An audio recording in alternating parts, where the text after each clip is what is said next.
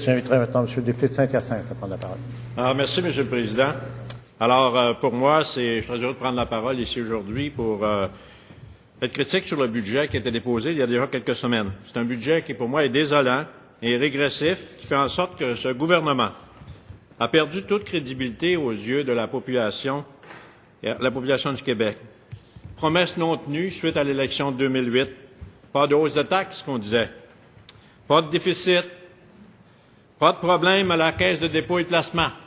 Ça, c'est pas, fallait le faire. Plus d'attente dans les réseaux de santé. Alors, c'était tous des promesses qui étaient faites à l'élection de décembre 2008. Quelques mois plus tard, le scénario a changé. Déficit caché, découvert par le vérificateur général. Aujourd'hui, on a déposé un budget avec augmentation de tarifs, augmentation de taxes, et ça jusqu'en 2018-2019. Alors, on voit loin. Ce gouvernement voit loin sur la taxation. Ces 4 dernières années, ce même gouvernement n'a pas été capable de respecter ou d'atteindre les cibles qu'il s'était données, qu'il avait ciblées. Toujours dépassé de 1, 2, 3 alors 1 2 L'augmentation de la dette. Ces 2 dernières années, l'augmentation de la dette, ça va être 20 milliards de dollars pour les deux années. 20 milliards qui vont s'ajouter sur la dette. Depuis l'élection du gouvernement en 2003, c'est 42 milliards de plus. Un vrai champion. Depuis que ce gouvernement a pris le pouvoir. Une chance qu'ils étaient prêts en 2003. Il ne faut pas se surprendre aujourd'hui de la réprobation et du cynisme de la population en général vis-à-vis le gouvernement libéral et surtout de la classe politique. On parlait d'éducation. L'avenir du Québec dépend du niveau d'instruction de nos enfants. Notre devenir collectif, c'est le développement et le développement des jeunes et des générations qui vont nous suivre, de nos cerveaux, de nos compétences, de nos connaissances, qui vont faire en sorte que le Québec va rayonner sur le monde. Dans le dernier budget, l'éducation reçoit 2,2 d'augmentation, ce qui ne couvre même pas les augmentations du coût des systèmes. Alors, quand il y a eu l'élection en 2008, le décrochage scolaire, je pense qu'il était déjà connu, c'était une priorité gouvernementale et on devait mettre l'accent davantage sur la persévérance, sur ces persévérances scolaires, le décrochage. Et tout ça, c'était la priorité numéro 1. Augmenter le taux de diplomation. Valoriser l'enseignement, le travail des enseignants et enseignantes et toutes les personnes qui y travaillent. C'était des objectifs à atteindre. Selon tous les experts qui sont venus en commission parlementaire sur l'éducation pour traiter du sujet, ils ont clairement indiqué qu'il fallait cibler les priorités quand on veut intervenir sur le décrochage scolaire. Il faut intervenir sur le milieu étudiant, sur les facilités d'apprentissage, l'importance du ratio élève-enfant. Ce que je ne reconnais pas dans le budget qui a été présenté. Est-ce que le ratio élève-enfant va être diminué de beaucoup pour permettre que les élèves ou les étudiants puissent recevoir un enseignement de qualité? Rien de prévu dans ce budget. Quand on a une classe où la moitié des élèves sont en difficulté et l'autre moitié, c'est des élèves qui sont capables d'œuvrer, on peut dire, seuls, et à ce moment-là, avec l'appui de l'enseignante ou de l'éducatrice, ça prend des appuis, ça prend du personnel d'appui pour venir aider l'enseignante. Et dans le budget qui est présenté avec 2,2 d'augmentation, ce qui ne couvre pas les frais du système, je ne pense pas qu'il y ait une grosse amélioration à ce niveau-là. Pour l'accès aux études universitaires, mais on en reparlera, l'accroissement des frais qui est prévu dans le budget, je pense bien que ça va faire en sorte qu'on va diminuer l'accès, surtout pour les personnes qui vivent en région éloignée, ça va être de plus en plus difficile. Si on parle maintenant des groupes communautaires qui se sont fait entendre depuis le dépôt du budget la semaine dernière, plusieurs groupes communautaires nous ont approchés pour nous dire que c'était un budget régressif et inacceptable.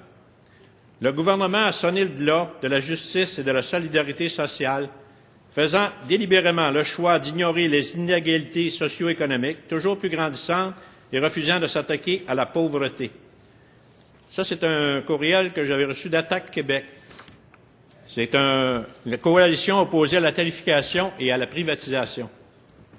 Un autre communiqué que j'ai reçu, un budget d'indignation.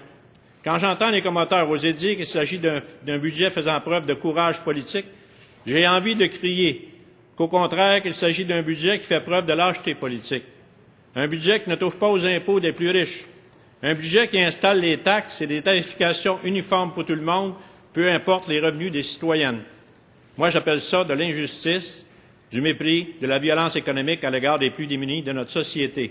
Alors, c'est un communiqué qui venait d'un organisme communautaire.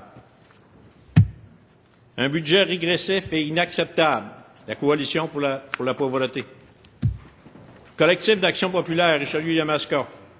Renflouer les caisses de l'État québécois. Encore là, on suggérait des pistes de solutions.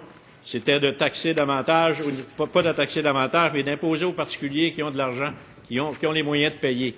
Alors, ce sont tous des mesures qu'eux préconisaient.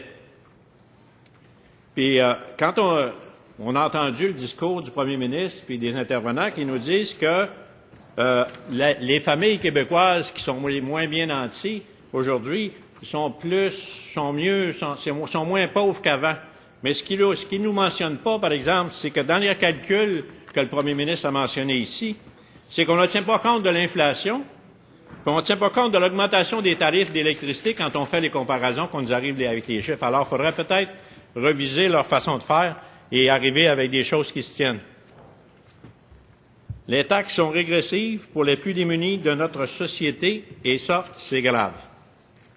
Au niveau des garderies, on sait qu'avec l'accroissement des naissances qu'il y a au Québec depuis quelques années, on a un manque de place. Et c'est déjà criant un peu partout.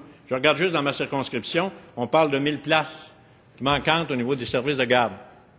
Alors, rien dans ce budget pour les 15 000 places annoncées, pour des places subventionnées dans les CPE. Il n'y a rien de prévu dans le budget. On dit qu'il va y avoir 15 000 places, mais est-ce qu'il y a de l'argent additionnel pour les CPE? On ne sait pas. Alors, qu'est-ce qu'on dit? Place aux garderies privées, non subventionnées, avec contribution au Parti libéral du Québec. C'est probablement ça que le budget veut nous présenter. Ici, moi, j'ai la réaction de l'Association québécoise des CPE. Vive déception pour les familles du Québec devant l'absence des 15 000 nouvelles places promises en services de garde éducatif. Ça, c'est l'Association québécoise des CPE du Québec qui est déçue du budget actuellement qui a été présenté. Au niveau de l'agriculture, juste soulever quelques points sur l'agriculture. Juste soulever que l'augmentation des tarifs d'électricité de 1 cent le kilowattheure seulement, c'est 4 à 5 millions par année pour l'agriculture au Québec. Et ça, c'est sans compter les augmentations de la Régie de l'énergie qu'on connaît pas actuellement. Ces augmentations-là sont déjà de beaucoup dépassées. Quand on pense que avec la SROA actuellement, avec la classe agricole qui souffre actuellement, le danger de perdre toute notre classe agricole. Je veux juste mentionner, il y a eu un fonds qui a été investi pour la relève agricole. C'est marqué 75 millions sur 5 ans ici dans le budget, dans le discours sur le budget. Puis ici, dans l'autre cahier, c'est marqué 75 millions, mais sur 15 ans. Alors, qui dit vrai? Est-ce celui-là ou l'autre? On le saura. Il y a une bonne différence entre 5 millions par année pour la relève agricole et 15 millions. Sur ce, je voudrais terminer mon allocution sur le budget en disant ceci. Pour moi et pour tous les députés de l'opposition officielle, le développement de tout le potentiel humain du Québec, de ses ressources matérielles, ressources naturelles, autrement dit, la maîtrise et la croissance de notre économie, sous toutes ses formes, passe par la souveraineté du Québec. Je voterai contre le budget régressif et injuste pour la population. Merci, M. le Président. Merci, M. le député de Saint-Hyacinthe.